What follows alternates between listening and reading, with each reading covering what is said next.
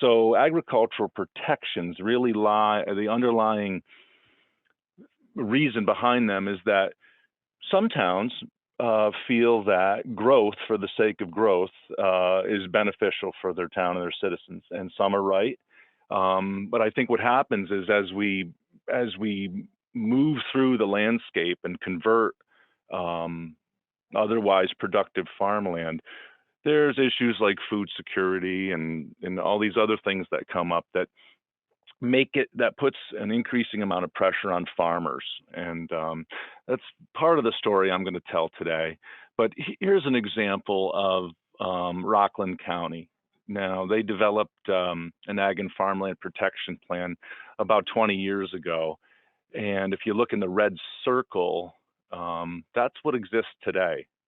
10 farms, about 300 acres or less in production, and only 18 parcels. Now, the reason we know this is because Rockland County is going to be the 54th county, I think, to embrace the agricultural districts program once that's adopted at the county level. So that paints a picture. But before we get into this, I want to answer the title of our speech, and it's how municipal regulations affect solar development opportunities at the local level. Yes, agricultural districts law does have the opportunity to supersede home rule authority, right? But we're not the right people to answer how municipal regulations affect solar development opportunities. At NYSERDA, there is a clean energy siting team that has made this available, this statement, and I will have more contact information available later on. But for any municipality that's looking for specific technical assistance on navigating and understanding solar, this is where you reach out. You can contact them at this specific email right here. Okay. So I'm going to try to give you an overview of the next 30 or 40 minutes, and we'll see if I stick to it or not. So I started talking to you about an agricultural district. There'll be more of that. What's important here is just how collaborative the process of protecting agriculture is. And you will see by the end of this just how many state level administrators are involved, and just how important it is for the counties and your local units of government to work together to accommodate agricultural practices. And yes, this all does tie into having solar on your farm, but just in ways that you may not recognize. I'm going to give you some local actions to promote and protect agriculture. In that, it's going to be the opportunity for municipalities to apply for a grant, $25,000 to develop a farmland protection plan, which would allow for you to use that money to develop solar laws, and a bunch of additional resources. And then I'm going to kick it off to Andrew Steiner, who works specifically at the department with the solar notice of intent process, and he'll definitely do a great job later in the discussion. So agricultural districts, it's a parcel by parcel overlay district. It's not controlled by town law, right? In New York State, each municipality is governed by home rule authority, which allows them to make land use regulations within their jurisdiction. This is one of the few state level laws that has the ability to supersede home rule authority, and that's justified by through the Ag Districts Law, which values prime soils as a non-renewable resource, and it also recognizes that farms contribute far more to local economies than they take in services. So the idea is, it's a voluntary mechanism designed to put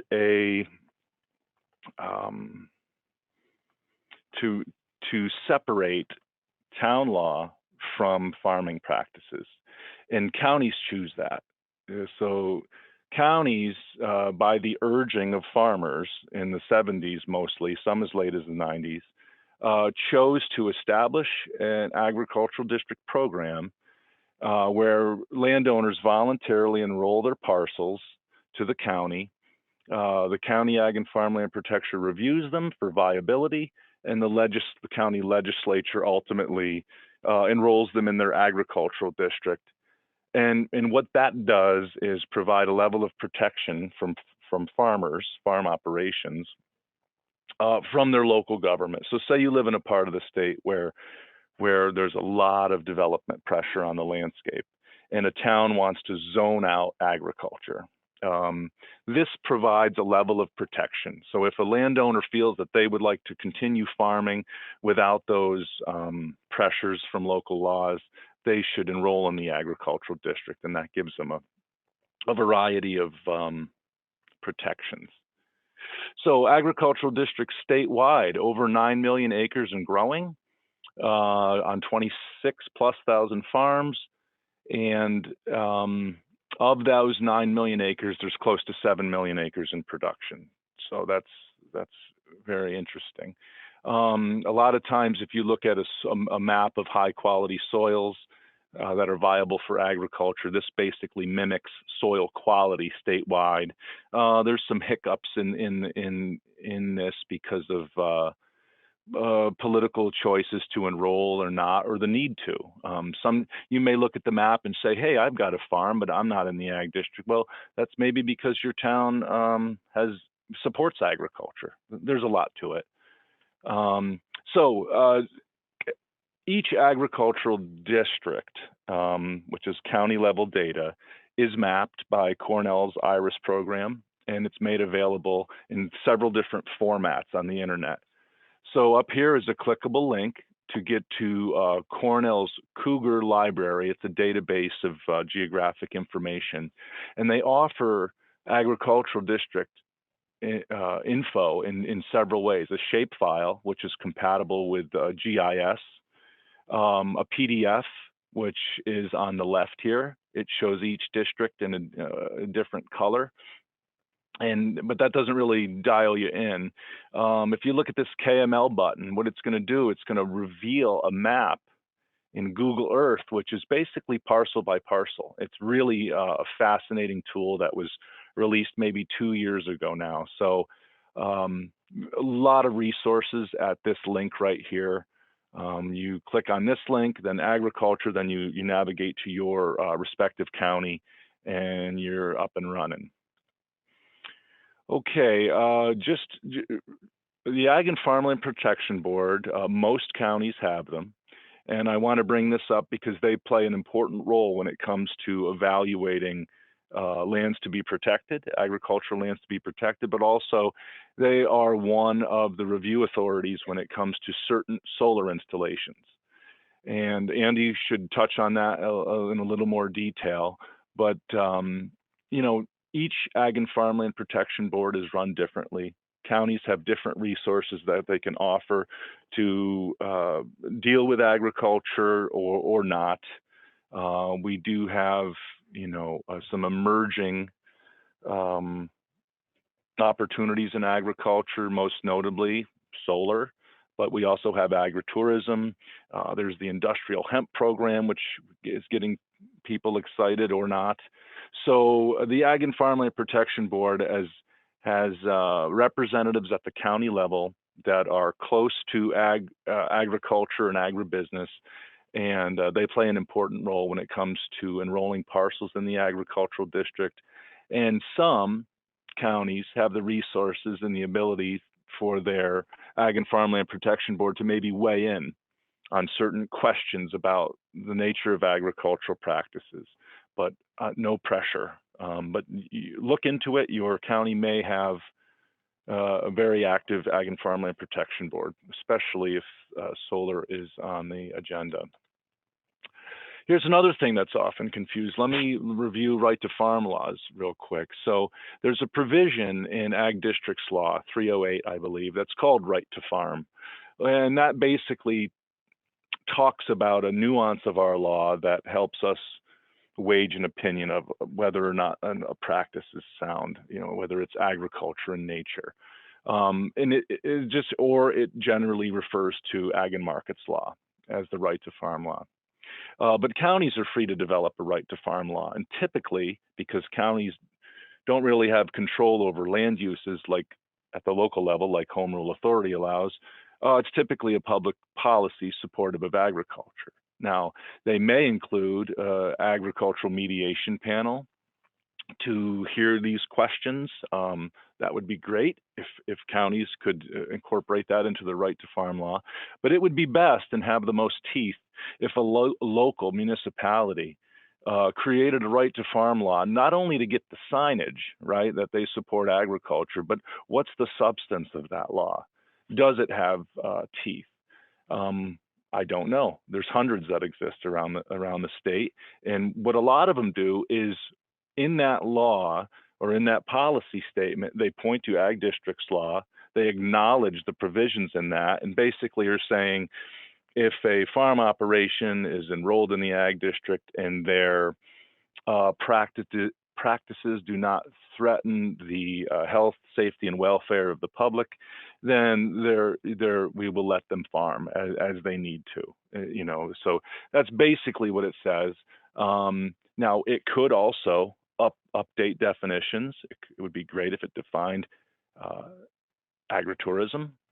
It would be great if it defines certain specific parts of their town. It may acknowledge unique soils. Say you have a great geographic area for growing apples and you want to protect that, but those soils fall out of your traditional, they could acknowledge unique soils is one way to do it. They could create a series of definitions that amend what ag and markets are, or they could simply point to our law and acknowledge and protect agriculture simply through pointing landowners and farmers to ag districts law, which it doesn't even happen as much as you'd think. Okay, so here is often confused, but here's the power of agricultural districts law, and here's how it kind of plays into municipal regulations, but not how they impact solar. So a lot of times this is confused. Farmers in New York State must comply with all local, state, federal laws that are laid out before them. I think most importantly, it's they have to engage the town in all of the local processes and apparatus that are before them, whether it's a permitting process, whether it's notification. They have to start there. Then what happens?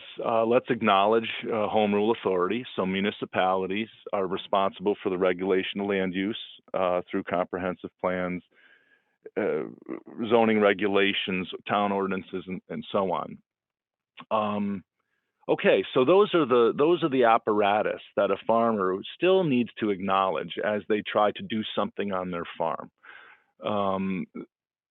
The concept of there's a lot of exemptions and protections that exist for farmers, but they're very technical and they apply to many different things. They could have exemptions to taxes or exemptions to building codes or not.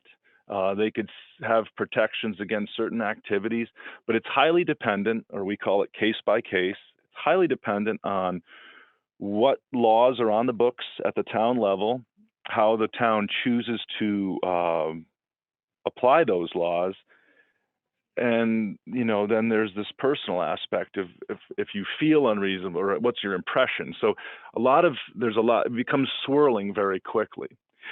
So here's the caveat in our law that would help protect towns. So even though we do have the ability in certain instances when we protect agriculture to supersede local laws, it's really up to the government, the local unit of government, to not unreasonably restrict a farm operation that's enrolled in the ag district. And if they can prove to us that those actions that they're trying to regulate affect the public health or safety, then we don't supersede that. So it's not like Ag and Markets controls local laws. If you're a farm operation enrolled in the Ag district, then your circumstances when you deal with local laws are modified. And basically, what we're doing is asking that if a town is dealing with a farm operations application to build a structure or to modify something on their farm, we ask that they streamline that and minimize the impact, whether it's a fee schedule or a timeline or a special permit process. There's ways that towns can facilitate or streamline the applications that come from farm operations. And this will allow them to better respond possibly to weather events or these once in a lifetime opportunities, or just simply better react. The pressures on agricultural operations are unique, and it's not the same. They may not have the same time frame as, say, an office max or a restaurant. So that's a whole exploration in itself, and I'm available if you ever want to have a deeper discussion about agricultural protections. So let me kind of review this one more time and in a different light. So if you're a town and you're wondering whether or not your laws can be superseded by the department, first ask yourself, is the farmed parcel enrolled in the Ag district? If it's not enrolled in the Ag district, all local laws and processes apply. Is it a farm operation? If you click this link here, you will find out what we mean by that. And basically, does it cycle? Does it contribute to the New York State economy? And if it's not a farm operation, then all local laws apply. Also, have all local administrative remedies been used by the landowner? For instance, have they applied? Have they shown up?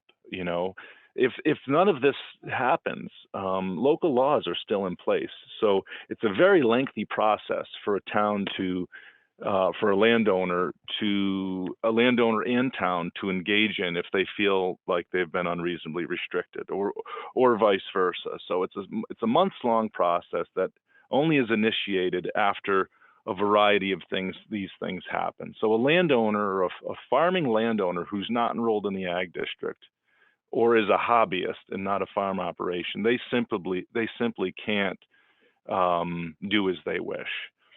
So the department's ability to supersede a local law is very far away, and I think it happens very rarely. We only have a handful of instances a year, a handful of applications a year, and those certainly can be solved more easily with phone calls and letter writing than they are in the courts. So if a landowner does feel, if they're a farm operation enrolled in an Ag district that have exhausted their local remedies, if they feel that they've been unreasonably restricted, this is the application that they see. Now, at this point, none of these things apply to solar. But if you are a farm operation enrolled in the agricultural district, we would protect your right as a farm operation to have ground mount solar that would serve your operation. Once that goes over 110% of your farm operations needs, that modifies what you're really doing. It turns that solar array into a commercial operation, but I can't really comment on that. But there are protections in the Ag district law for farm operations if they want to have solar located in an area that the town otherwise wouldn't allow. So that really kind of gets to the heart of one of the aspects of the law. And then this is really for planning consultants, town board members, and other local officials. If you really want a summary and a case, kind of an anecdotal analysis of what I'm talking about, follow our guidelines down here. There's plenty of information on our website. Okay, let me also, we're getting into the collaborative process of protecting agriculture here. Um, so agricultural value assessments has nothing to do with ag districts. There's only one caveat that we can touch on in a minute, but they're separate. So if you're a farm operator, or if you're a farmer or a hobbyist, and you want to claim a benefit, a tax exemption, you first have to go to your county soil and water conservation district. Have a soil group worksheet developed, and then you submit that to your assessor.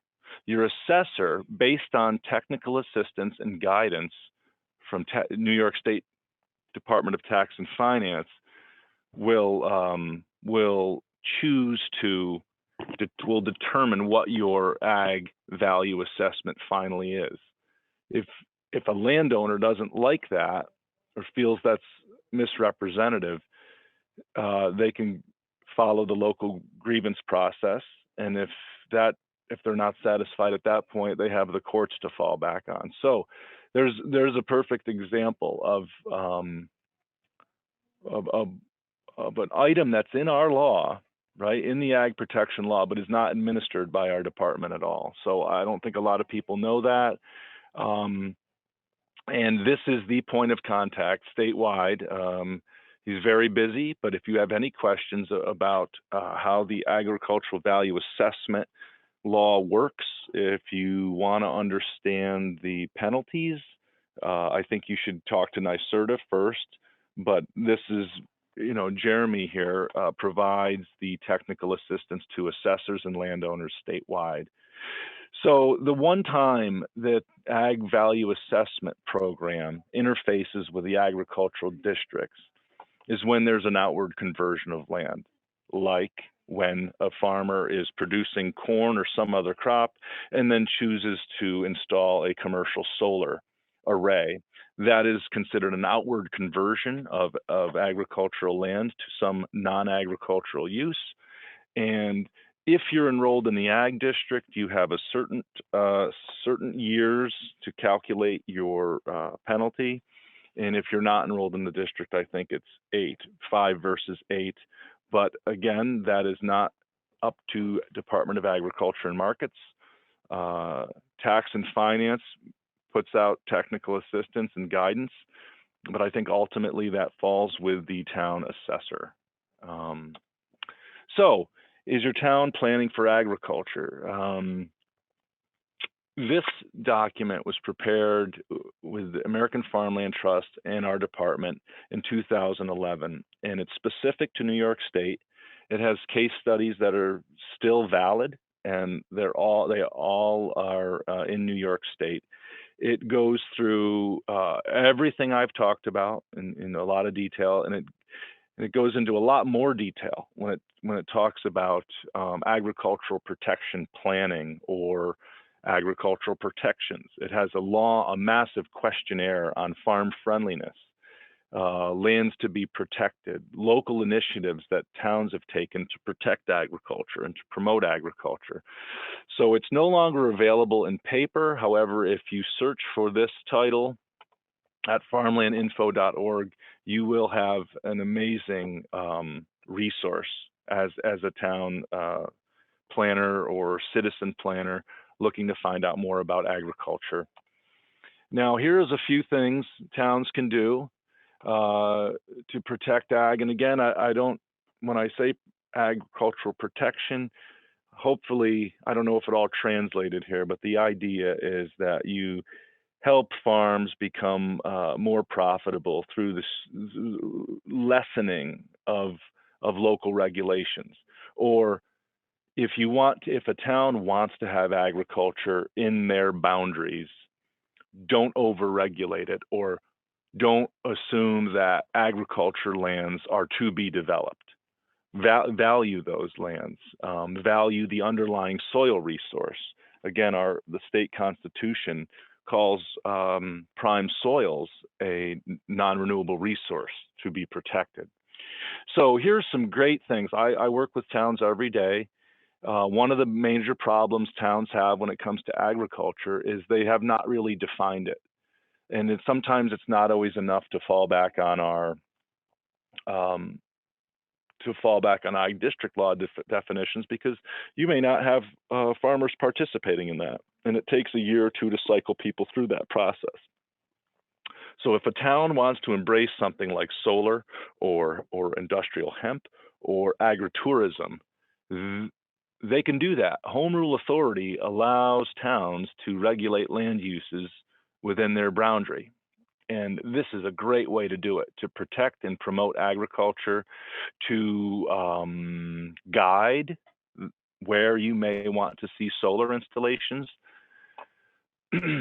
Adopt a right to farm law. Again, it's typically a public policy statement that supports agriculture, but there are definitely some items that a town can include in the right to farm law that that really can help out. And I think a local conflict mediation panel goes a long way. It keeps towns and farmers out of the state's, tangle, if you will. And where better to resolve conflicts but locally. Agricultural zoning, rural residential. I'm not sure if that's agricultural zoning.